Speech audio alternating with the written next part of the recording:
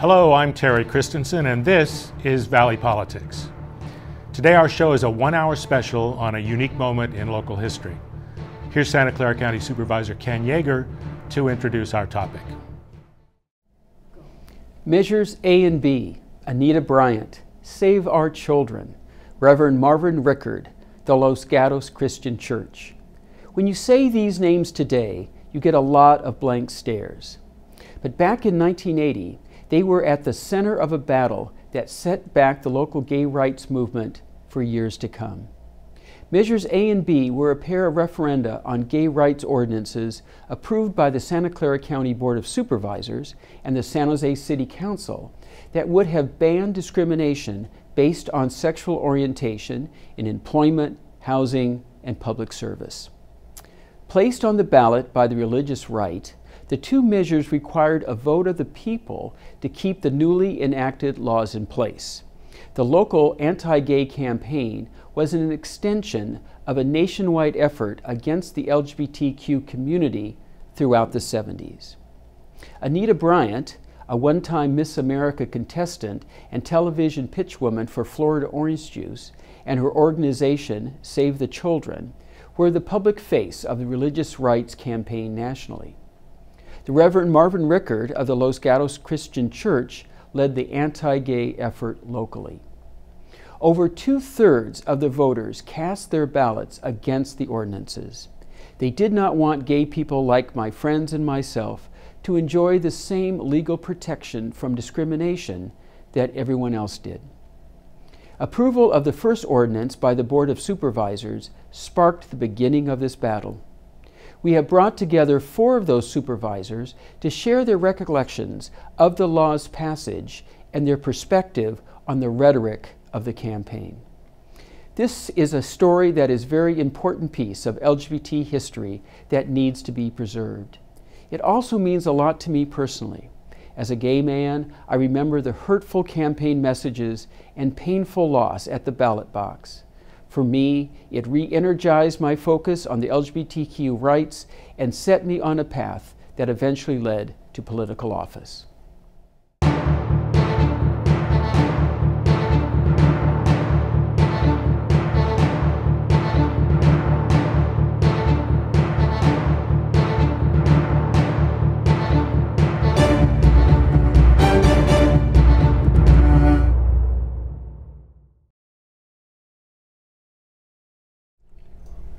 Welcome everyone, and welcome County Supervisors.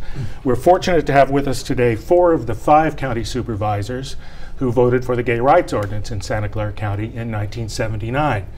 Let me introduce them in order of seniority, starting with Dominic Cortese, elected in 1968. And Dominic, your district was? East San Jose, downtown, a part of Willow Glen, a little part of Almaden. That's my district. You were my supervisor. Thank you. I was glad to have you as a constituent. And Dan McCorquodale was elected next in 1972. You represented? Had a portion of East San Jose, Milpitas, Berryessa, a little bit of Santa Clara, and all of Sunnyvale, and a few homes in Mountain View. Rod Diridon was elected in 1974, representing? The 4th Supervisorial District, which was the Central West Side District. It had all of Santa Clara, West San Jose, a little bit of Sunnyvale, and then Cupertino and Saratoga. Jerry Steinberg was also elected in 1974. She represented the North County until 1980. She couldn't be with us today, but we do have the junior member of the County Board of Supervisors. Susie Wilson was elected in 1978. Yes. And you represented? Well, I represented South San Jose and a portion of Willow Glen. And then they, because there'd been a changing of the districts, they dumped all of the unincorporated areas into my district since I had Gilroy and Morgan Hill. So they swooped around and gave me everything that was unincorporated. Which was much more then than it is now. Oh, the volume of unincorporated Yeah. territory. We'll come back to that a little bit later, but I just want to set the scene a little bit more before we get to 1979 and the gay rights ordinance. There was a lot of activity around gay rights in the 70s, starting in the 60s really, and building up. A number of cities and counties had passed gay rights ordinances, and in several, like Dade County, Florida, they were repealed. In California, in 1978, the voters defeated the Briggs Initiative, which would have banned gays from school jobs and also advocacy of gays or gay rights within the schools. So that was a victory for gay rights. But then shortly after that election, Harvey Milk, the first openly gay elected official in the state, was assassinated along with George Moscone in San Francisco. To me, these things gave impetus to the gay rights movement, both the defeat of the Briggs Initiative and the assassination of Harvey Milk. And that takes us up to '79, but just before that we have to talk about a prequel to what happened to the county, with the county, and that's something that happened in the city. Susie Wilson, when you were on the city council, the Gay Pride Week resolution. Tell us what happened. Well, it filled our whole auditorium, and it spilled down so that people were downstairs in the cafeteria because there were so many people in protest of that event and what we had done. And so that came back to the city council, and it was, when it had passed, it was filled with the auditorium and people downstairs. And the following week, then it was repealed because taken away. So the council passed a resolution, Gay Pride Week, yes, and then repealed it, and rescinded it. Rescinded Yeah. it on I guess there were 7 of us, so it was a 5-2 vote. Jim Self and I voted against it, if I remember rightly. Against rescinding it? Rescinding it, yes, yes. And I had people that I met. I had all of South San Jose also in my district, and I went to meetings in the homes with people. And the one I remember the most vividly of going to meet with them and asking them what they were afraid of, because there was so much fear involved in it. And I remember saying to one mother, I said, how many children do you have? And she said she had 2 little girls. And I said, you know, the Catholics always said that you give me a child from the age of 0 to 6, I'll have him for life. What makes you think that what you have taught your children could be so easily swayed by a stranger? So again, this is 1978. You were running for county supervisor. Oh, yes. In 1978. I had doors slammed in my face, yeah, because I was out in South San Jose knocking on doors, and previously, every time I knocked on a door, I was welcomed into the home, and I had doors just slammed in my face. Are you the one that did this? And I'd say, yes, ma'am, I am. I did. And then they'd slam the door in my face. The Los Gatos Christian Church in your district was a big part. Yeah, the Los Gatos Christian Church was a big part of the opposition to the Gay Pride Week resolution and then the Gay Rights Ordinance in the following year. And that was right in your district. Yes, your supervisorial district. Richard was the pastor. Marvin Rickard. Marvin Rickard. Marvin Rickard. Yeah. Later, I had a run-in with him, and he said to me, maybe a year later, and he said to me, how could you stand up there and say a prayer before that prayer breakfast, you? And I said, how could you say that you deny anybody the right to pray? Well, and you heard more from him in 1979, so let's fast forward a little bit now to 1979. And the County Human Relations Commission recommends the gay rights ordinances. Dan, you made the motion. Rod, you seconded the motion. Why did you think the county needed this? Why did you think the county was ready to move on this? Well, it wasn't really a new issue with me. I had first run into the issue of discrimination with gays when I was in the Marine Corps, when a friend of mine was kicked out of the Corps because somebody saw him coming out of a gay bar in Honolulu. Nobody ever proved he was gay. It was just the idea that maybe he was gay. And so I had run into the issue from time to time, but I was never in a position to really do much about it until the issue came from the Human Relations Commission to the board. Then I had an opportunity to do something, and I thought that it was the right thing to do. I always like to support things that improve equality and justice for people, and I thought this was a perfect example of those issues. What about you, Rod? You seconded the motion. You were ready to go. I had no hesitation on the issue at all. I'm an Episcopalian. I taught the Sunday school out at the Saratoga Episcopal Church for the previous 14 years, and Episcopal religion allows gays to be priests or whatever, so there's no bias, whatever. And so I felt very comfortable with the issue. The hesitation was that I was getting ready to, and had in the process started to run for the state senate to replace Jerry Smith. And that district had become very conservative with the upsurge of then Governor Reagan, and the evolution of so-called moral majority. They were now neither majority nor moral, but they were there, and they were very noisy and very well organized, and they were focused in my district, in Susie's district, in the Senate district, and in her supervisorial district. And so I had some trepidations about it. At the same time, I knew I had to vote my conscience, so it was time to go ahead. Why did you two decide the county should do this? It only applied to unincorporated areas in the county. They were all in her district, Susie's district, or most of them were. Why not just leave it to the cities where most of the people were? Well, I know my answer is it was symbolic, but it was an important symbol. The trend was changing.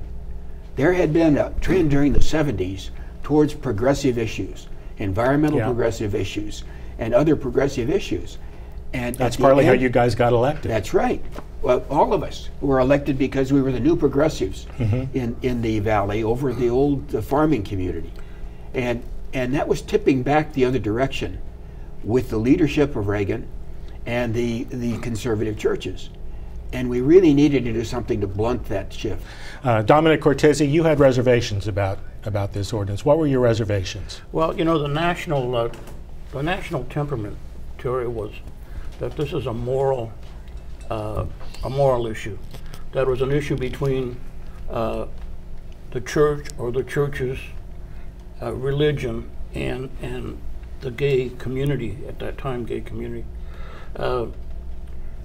That was where I started. I was in a learning process. I think the entire country was in a learning process. I commend the board members, my colleagues here, for moving forward in you know, a very bold manner. We had a proactive board. We were involved in a number of very, very difficult issues together, and it made sense. It made sense, I'm sure, to my colleagues and to me, that here's another issue we could take on. We've been through a lot. Formation of a countywide transit district, formation of a countywide park district, the Angela Davis trial, the assassination of Harvey Milk and George Moscone. So here's another issue that it seemed to the majority, at least, that we could take on and succeed. Nationally, though, the issue in the public forum was limited. There were only a handful of cities and counties across the country that were involved. Anita Bryant carried the ball in Florida and flubbed it, I think, in Florida for everyone. So it was my feeling that it was premature, that it was a moral issue at that time. It was an issue between religion and individuals, and that's where it should be handled and clarified. I still feel that way, and I still have the feeling that the church, including my church, hasn't done enough, and it's high time that religion and the churches and my church open that door. We should be clear that the ordinance banned discrimination in employment and housing and access to public services, right? So it was pretty straightforward about those things. After it was introduced at that first meeting, there were 5 more public hearings, so 6 public hearings in total. You all spent a lot of time on this, 25 hours of public testimony. What were those hearings like? What do you remember, Susie? Noisy. Were you having fun? No, I was not having fun. I was amazed at the anger that people could have for one another, against one another, that you could, there was no reasoning to it. There was not making much sense to me that you were talking about people that were just ordinary people, just like they were. And yet there was this fear that created such a hatred. What were the numbers like at the meeting? Were there more opponents of the ordinance than supporters? What about the phone calls and letters you were getting? I know you got a lot of phone calls and letters. We didn't have email at the time, or you would have had thousands of emails. I bet. It was at least 10 to 1. 10 to 1. In opposition. Opposed to the ordinance. Yeah. And we knew that wasn't the way it was in the community, really. But the conservative churches were so well organized, and they preached the opposition at the pulpit, that every time they had a Sunday preaching session, Monday our telephones would light up. And we knew that it wasn't a reflection of the real public's concern on the issue. It actually took a lot of courage for the supporters to speak at those meetings because the numbers were so against them. Dom, you were chairing the board at that time. Were you having fun? I wasn't having fun. I wasn't intimidated, and there was a job to do, and I had an experienced board. The hearings went, I think, very, very well, thanks to my colleagues here, and thanks to the opponents and the proponents. Things went along well. We got in, as I began to point out in my initial comments, we got into issues in this ordinance that no public entity across the country ever got into. We were talking about employment, job opportunity, implementation, penalties. You know, we dug into this, and Rod touched on it. I think the opposition was much better prepared, no question about it. The results indicated that the opposition was much better prepared than we were. And I don't think, as a Democratic Party especially, that we were really ready for this, that we were really prepared for it.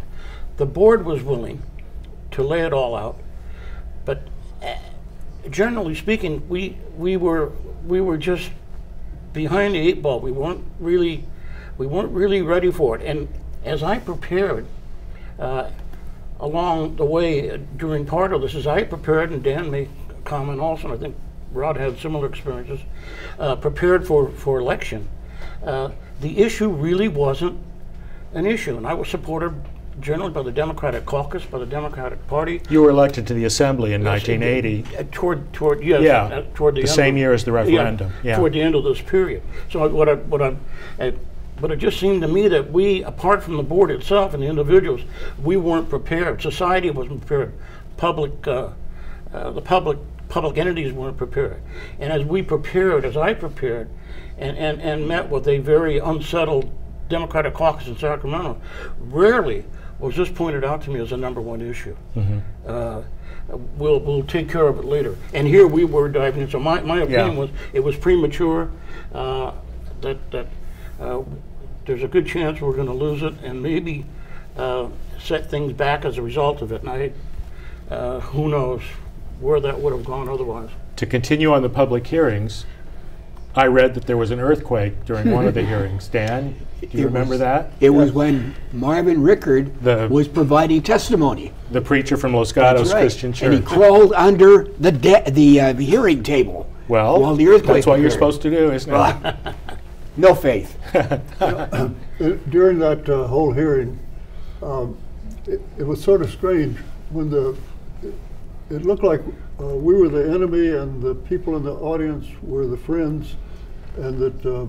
But during the break and other times, I had a lot of talk with Reverend Rickard. At one time, I had thought that I was going to be a minister, and it was in the Southern Baptist Church. Does that surprise anybody? And so we had a lot of things we could talk about, and in the process of that, getting ready to decide what to do, I have read every Bible of every religion that I'm aware of that exist. So I could always bring up things to him that he hadn't heard about. Well, he didn't know about the Quran. I knew about the Quran, and so I could tell him things about the Quran, or I could tell him things about the Buddhist religion or the various ones. And so we really got along very well. And so he told me that that was a message from God, that we should not... The earthquake. Yeah, that the earthquake was a message from God. And I said, yes, Reverend, it probably was. And he said, it means that you ought not be pushing this initiative. I said, no, you were talking. It's telling you you should not be opposed to this issue. And so he got a laugh out of it, but I never convinced him. No.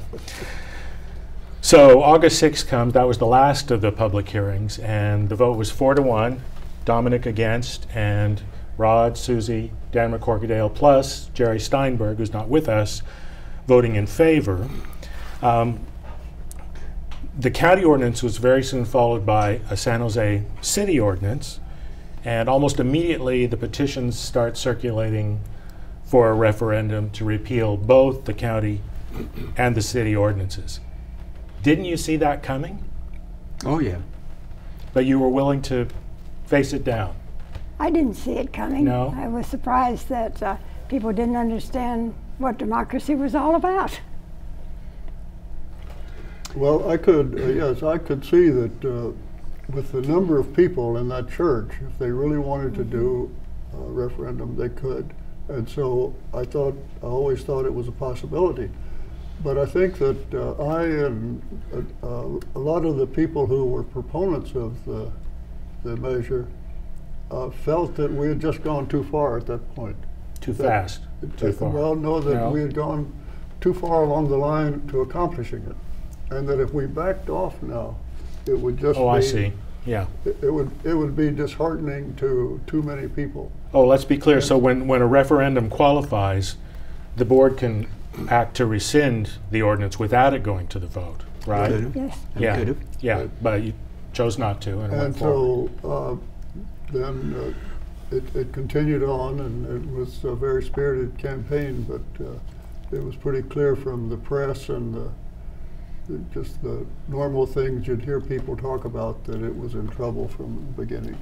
Dominic, I know you advocated for putting it to the voters in the first place rather than passing it as legislation. So, you know, I thought that it would give it some momentum, give it some impetus, have the credibility and the prestige or influence of the board, and putting it on the ballot as a board would have helped, and it would have demonstrated to us that we were willing to offer this ordinance to the people on our own, to the voters on our own, and under our own initiative. It just seemed to me to be a better approach, a more palatable and acceptable approach. I wanted to comment just briefly on the earthquake. yeah, Because as I read the introduction to the item, the agenda item, I got about halfway through, and that entire room began to shake, and those chandeliers were really shaking. And both sides offered divine intervention. That, oh yeah, that it was a sign on behalf of their position. And I thought about it later, and the only divine intervention that I could think of was that room was crowded and the aisles were jammed. And I did the best I could to adhere to warnings from the fire marshal that I better clear those aisles. So if there's any divine intervention, it was that everything went well. Fortunately, it did. Not so well for the ordinances when they actually went to the voters in June of 1980. The vote was 65% no in the county and 70% no for the city of San Jose. Do you all remember the campaigns? How would you describe what the campaigns were like? Anybody? Brutal. What? Brutal. Brutal. Let me describe something to you. It was I think the worst political moment of my life. I was, right after we adopted the ordinance, I was then into, just as with Dominic, we went into our state campaigns. But yours was a special election in a- April, ahead of even the It June was primary, actually right? in March. In March. And it was a special election in the most conservative area of the county. Yeah. And that was the key. The seat that Jerry Smith had won in the early part of the 70s, but he was getting out of because he said he couldn't re-win it because it had become so conservative. And he encouraged me as a friend not to run. Yeah, youthful indiscretion. But coming out of church one day, just before the Senate election, and as the referendum was going strong, every one of the cars at our church had a flyer on the windshield. And when you lifted up the flyer and looked at it, it said that Rod Diridon was a false person. He was actually gay, and that he was running under false colors and should not be elected to the state senate.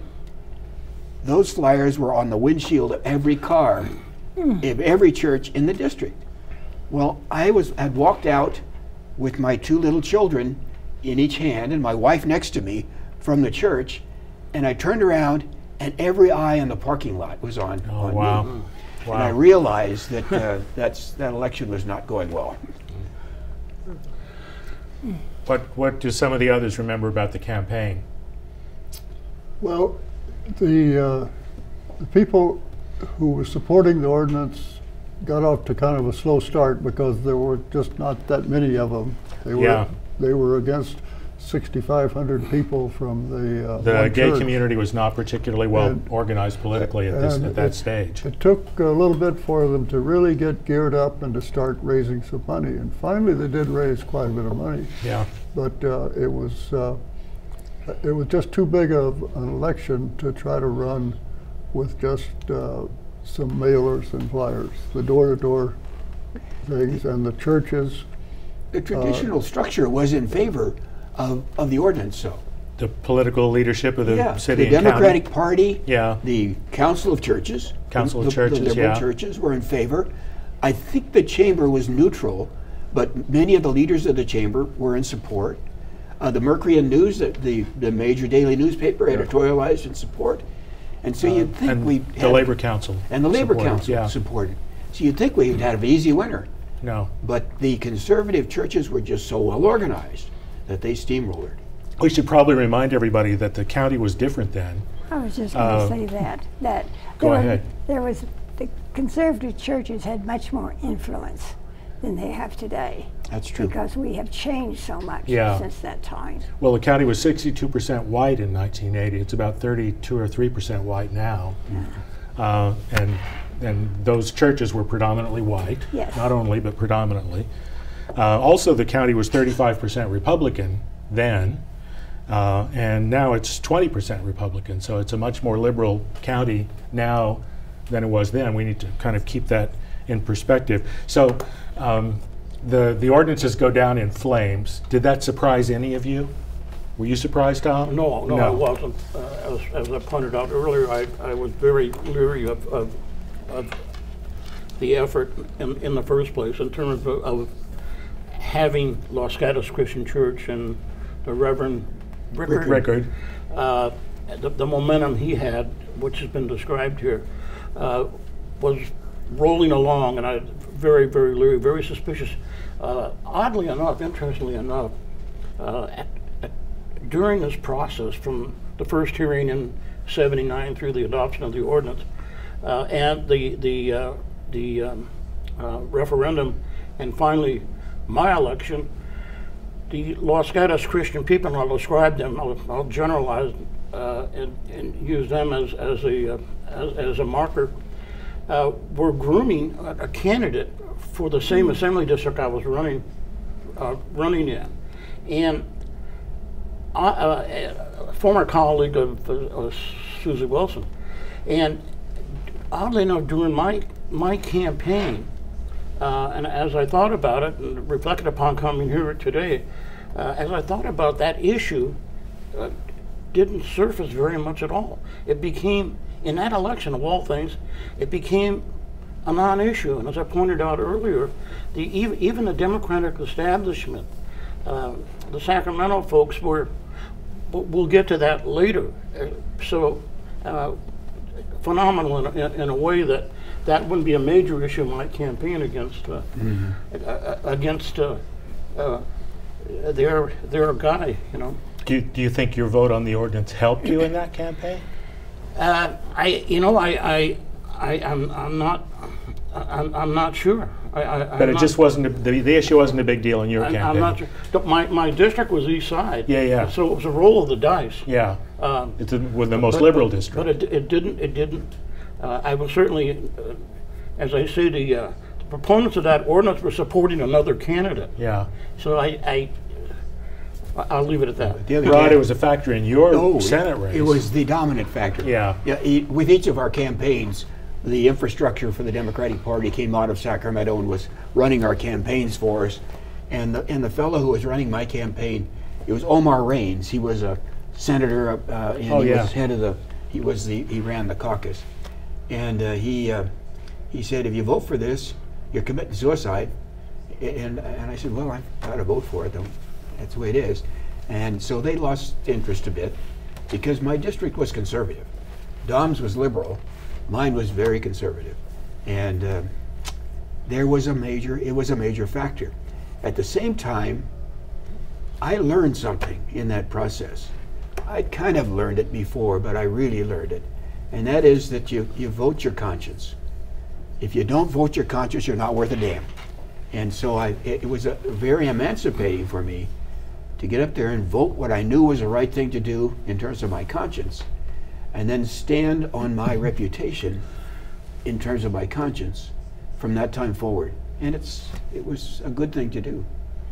And you were repeatedly reelected to the County Board of Supervisors In 82, I was overwhelmingly reelected in a district that was a little more liberal than the Senate district. Susie? Yes. You were reelected to the County Board in 82 and 86. Did this issue come back to haunt you? No. No. Never did. Other issues came back Yes. to haunt me, but not that. But not this one. But not that one. Dan, what about you? You got elected to the state Senate in 1982. It was 1982. Interestingly enough, Dan ran against the same person I was running against, but he had turned out to be a real bum, sexual harassment with his staff and all kinds of things. So the Democratic Party redistricted his district from the west side of Santa Clara County into the Central Valley with a little bit in Milpitas. Right, so a different district, but was it? Well, in the 80s, I didn't have an opponent, so it didn't hurt me. Obviously, it didn't hurt in me. the 1980s. In the 80s, I was 1980 re-election to the county board. Yeah. Then in 82, I ran for. Well, they couldn't have been too mad at you then if they didn't come up with an opponent. Well, it was a surprise. I thought they would. They could have had time to do it, but nobody did. And so then in 82, I ran for the Senate, and it never even surfaced in this county. I never heard a speech or anything else, but O'Keefe brought it up over in the Central Valley. He thought that would be a big issue over there. Well, as it turned out, it wasn't quite a big enough issue for him, so I won there. So but it did surface. But it didn't. It was like, oh well. Somebody told me, said, well, in fact, the black ministers in Modesto and Stanislaus County endorsed me even after O'Keefe had made a pitch to him that I was a heathen and everything else. But but the minister told me, he said, well, that seems like that's your only sin. And he said, I think everybody should have one sin, so I'm going to vote for you.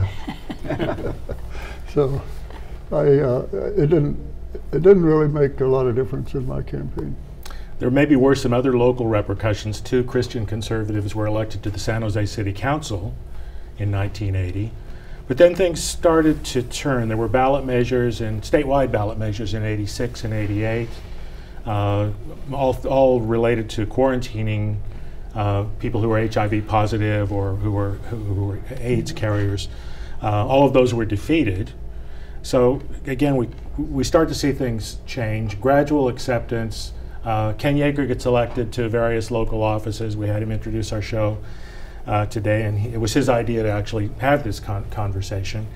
The Board of Supervisors has established an LGBTQ affairs office in Santa Clara County, once again ahead of other counties across the country. We have same-sex marriage now. Things have changed, not completely. Most other states still don't have anti-discrimination ordinances for LGBTQ people. So California, it took them a long time. 1992 was when the state passed legislation. It took a long time to get there. Looking back now on your votes on this ordinance in 1979, any regrets, Susie? No. No? You'd do it again? Oh, yes. You'd risk your career again? Oh, I didn't think it was a risk at all. Yes, you know, but before that on the city council, there was a time when Janet Gray Hayes befriended the gay community. Yes. And so that we'd already begun to, the gay community had already begun to speak out, and the city council at that time responded well. Dan, regrets? No regrets. This was one of a series of types of things that I was willing to take a risk on in my political career, and most of them turned out very well. We'll have to ask about the ones that didn't for another interview. Dominic, what about you? You regret voting no on this? No, and again, I have to commend my former colleagues here for the patience and the time and the energy they put in, and the respect that they showed me in cheering during that whole process. Regrets, I've had a chance since that time to serve, from that time anyway, to serve 16 years in the state legislature, and I think that I'm all caught up. I think every vote I cast for the gay community. So you were there in 1992 for the AB 101. Whatever legislation, it was, yeah. I was there in support, and I never Yeah. lost the support of the gay community. Never lost the support of the Democratic Party, United Farm Workers, or anybody that you would or the gay community would consider a friend and ally. I think my record from that point on illustrated that I was sincere where I was at that particular point in time, and that it was unfortunate, and I know a lot of people were disappointed. I know Ken expressed his disappointment, severe disappointment. On the other hand, I think fate has treated us all well, and especially Ken. I feel good about him. Good. Rod, regrets? Oh, no regrets whatever. In fact, it was an emancipating vote in terms of voting my conscience and being proud of it. And part of that was we had some brilliant young staffers at the county. Ken was one of them, working for Susie at the time. He'd started working for me a few months earlier, and went over to Susie's office and was a superstar over there. And Dana Van Gorder, who had worked in my office, was also a young gay man who was student body president up at Sunnyvale High School, and went on to become quite a leader in San Francisco. And watching those young people and how deeply they felt on the issue really helped you have the courage to do the right thing. So, looking back, and looking forward actually, what's your advice to people who are advocating unpopular causes today, as the gay rights advocates were back in '79? What would you tell somebody? You asking me? I can I'm asking all four of you. Vote your conscience. No, not the decision maker, the advocates. Yeah. The advocates? Yeah. I think get organized early, and if the advocates for the ordinance, the supporters of gay rights, had organized in our valley, they would have won, without question. All of the traditional political infrastructure, except the conservative churches, supported the ordinance. But they weren't organized, and they were overconfident, if they had been organized, we would have gone through a very different story here. Advice to advocates of unpopular causes? Yes, I would say that when you feel something is wrong and you feel it so deeply that you have to stand up and fight it. That's the only way that you ever conquer prejudice, or you conquer sin. You can call it that too, when people disregard the other people. But you feel like you're a better person if you just follow what you believe. Even if you lose? Yes. Even if you lose? Yes, even if you lose, right. because you haven't lost anything inside. You're still you, and they're just wrong. Dan, advice? Well, I would say that they should research their issue very well, so they're very easy for them to talk about it. They should research what the opposition is going to say and make sure that they have good responses to that. And then I think that because of my method of campaigning, I can't skip saying, make sure that you've got enough people who are going to walk door to door. Yes. To make sure that the Well, public really knows. You're the famous door walker. Understands your issue, and that who you really are. Ultimately, that's what the LGBTQ community learned, I think, with some of these statewide ballot measures.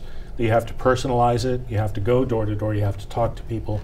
People have to know. It can't all be media or hope for goodwill from people, but that personal contact is really important. Dominic, do you have advice for advocates of unpopular causes? Yeah, first of all, treat everyone the way you want to be treated.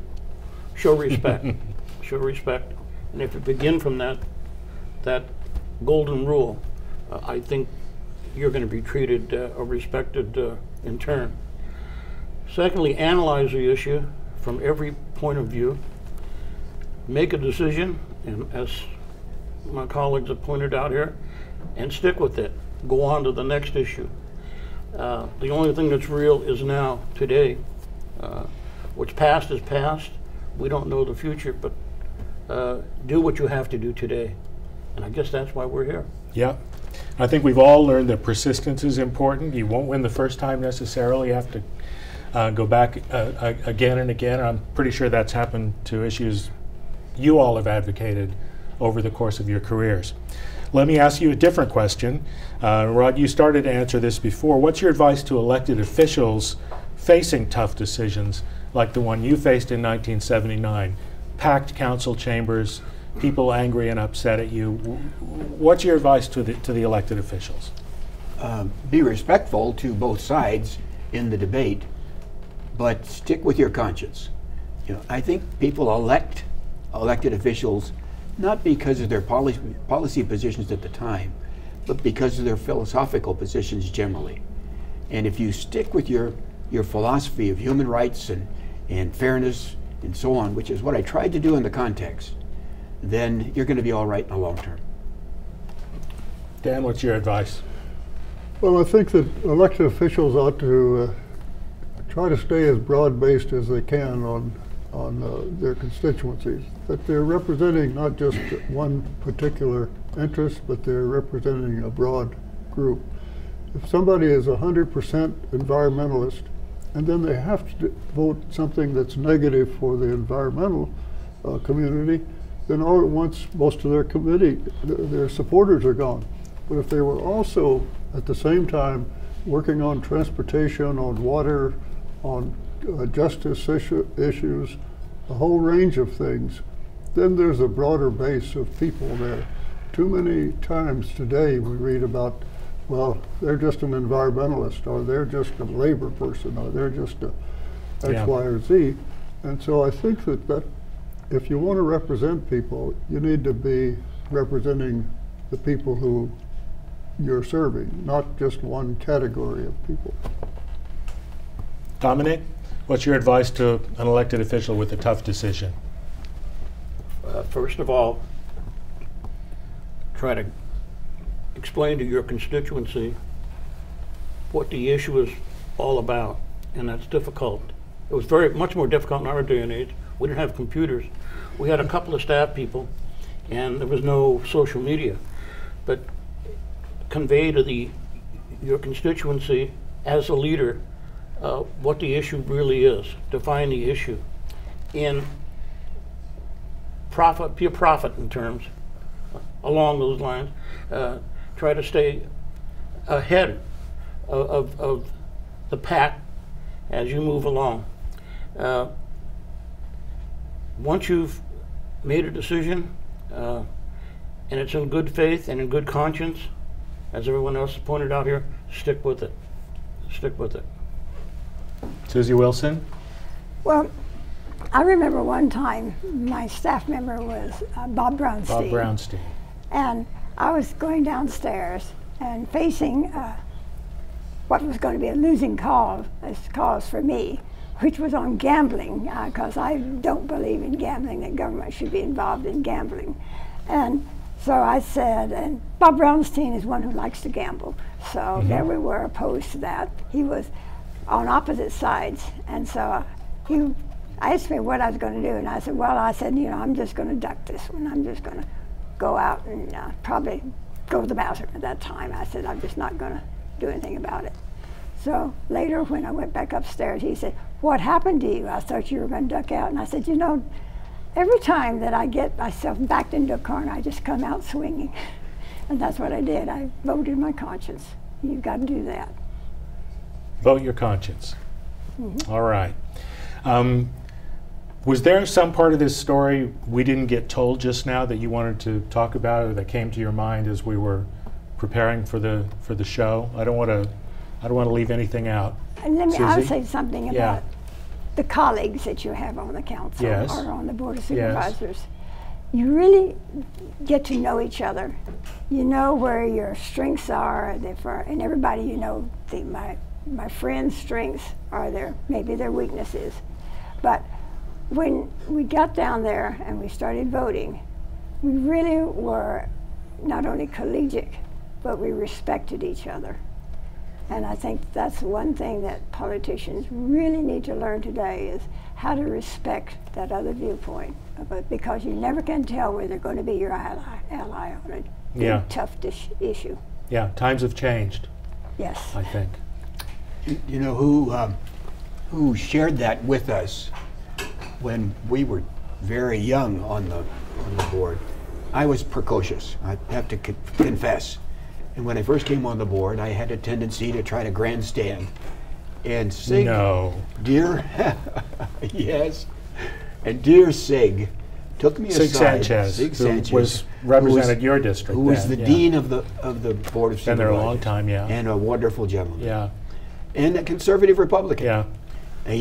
And the only one left on the board by the time we got there. He took me aside and he said, you know, when you criticize a member of the board publicly, the public doesn't understand the difference between board members, and they think less of the whole board. So don't do it. And I did it again, and he handed me my head in the debate. And so I learned that collegiality was important. A couple of years later, I became the senior member, and he retired. And he gave me his bar. He had a bar in his office where he brought people in and had to give them a drink if they were a bad person, and gave them a lecture. He gave me the bar, and he says, now it's your job to maintain collegiality on the board. And we try. And I think it's still there on the Board of Supervisors. You see some city councils where they scream at each other and call each other names. It doesn't happen on the Board of Supervisors. No, much better on the board, you're right. Dominic, did you want to add anything? Well, again, I just appreciate the mutual respect, and you know, almost immediately after this particular issue was behind us, I think we each shared support and encouragement, endorsements, and whatever else was needed to advance our careers. So I think the mutual respect that resulted from this and a number of other issues was life-altering. There's one person that I would recognize as having a role. There were a lot of people who were leaders on the effort to pass these measures, but at one point I had an appointment to the Human Relations Commission, and I appointed a person who was going to come out and he did come out about the time he got appointed, Dave Stewart. And although he at times turned out to be controversial, he was he did what he needed to do in that he got a unanimous vote from the Human Relations Commission to send it to the board, which gave us a base on which we could say there is support for this issue, and that they have found that people are discriminated against in these areas. And so I think he was sort of a spark plug at the time that lit the firecrackers of us that were on the board. Yeah, I think often people don't take the commissions very seriously, but that was an important appointment that you made. That was an important recommendation that the HRC, Human Relations Commission, made, and commissions do play that role. Plus, it's a pretty good way to start to learn about how politics and government work, isn't it? So people should think about Who you appoint. well, Appoint. applying, Apply. but also Yeah. the Jerry, you yeah. asked a question, Yeah. and we may have been somewhat remiss, not intentionally, overlooked the role of Jim McEntee. Oh yeah, he was the we- professional director of the HRC. Yes, he was yeah. the director of the Human Relations Yeah. Commission, did a phenomenal job, not only in this issue, but he gave of himself just unconditionally. Jim, we most of us, at least a majority, were involved in creating the Human Relations Commission and hiring Jim as the first director. During that time, as a little aside anyway, we created the Commission on the Status of Women, the Commission on Drug Abuse and Alcoholism, Heritage Commission. Heritage Commission. But number one, first and foremost, was Jim's role as director of that commission, and our respective appointees to that commission. Jim's legacy has lived on, and we're all, I'm sure, supporting that legacy in the best way we can. It's interesting that Jim was a Catholic priest at one time, and his wife was a nun. And then, of course, they left the church, but they respected the Catholic religion. And the Catholic Church was split on the issue. Some of the more liberal portions of the church supported the ordinance, and many of the more conservative aspects opposed it. But it was never a question in Jim's mind. It's great to give credit to McEntee and Dave Stewart, and of course a lot of others were involved as well. You know, since we've got you all here together and you served during a certain era, I wonder what you think about your larger legacy in county government. Are you proud of where county government got today? Now, Dominic Cortese, we might need to excuse from this because his son, as we all know, is president of the board, but what do you think about the way the county's functioning nowadays? Susie? Very well, Yeah? really. Because these times are so different. Money is so different Yeah. these days, and budgets are so different. And yet, I'll speak from what they're doing now as far as the county hospital is concerned, because they've put their money, their budget, into those things that concern the people in need. And the county hospital has become one of the premier hospitals in this area, because the Board of Supervisors believe in Yeah. what they're doing. They're taking care of people. Dan, what's your rating? Well, I would say the park system and the hospital. Those are two areas that I Park system's great, yeah. Yeah. had where there was a crisis that it could have gone the other way.